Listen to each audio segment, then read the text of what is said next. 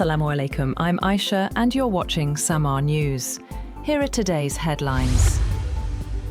Iran's Foreign Minister Abbas Araghchi has said that dialogue and exchanges of messages with the United States are continuing, but cautioned against reading too much into reports about a possible agreement. Talking to an Iranian news agency, Araghchi said no conclusions should be drawn until negotiations are finalized, describing current claims and speculation about a deal as premature.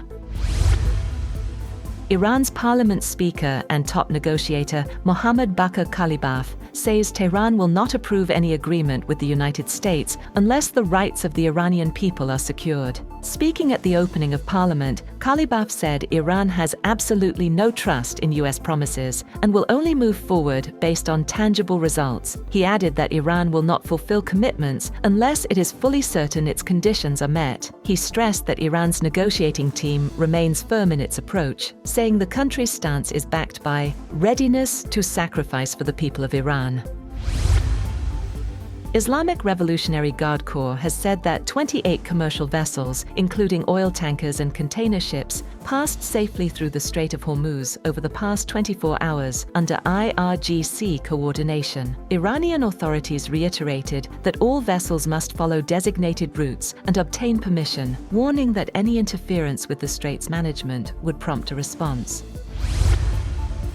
President Donald Trump has said that the United States is pursuing a great deal with Iran, but warned that failure to reach an agreement could lead to renewed military action. Speaking to Fox News, Trump has said that he would prefer a diplomatic solution because it would save a lot of lives. He has maintained that the Strait of Hormuz could be reopened immediately if a deal is signed. The US president has cautioned that if negotiations fail, the US would go back and finish it off militarily.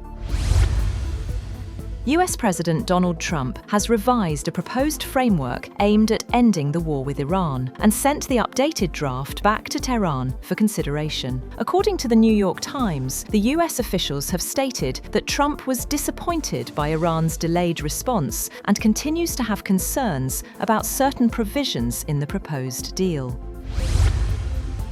US President Donald Trump has suggested cancelling all musical performances at the Great American State Fair in Washington, D.C., after several musicians pulled out of the event. The fair, organised by Freedom 250 to mark America's 250th anniversary, is scheduled to open on June 24th. Organisers previously announced that Trump would launch the celebrations with a formal opening ceremony.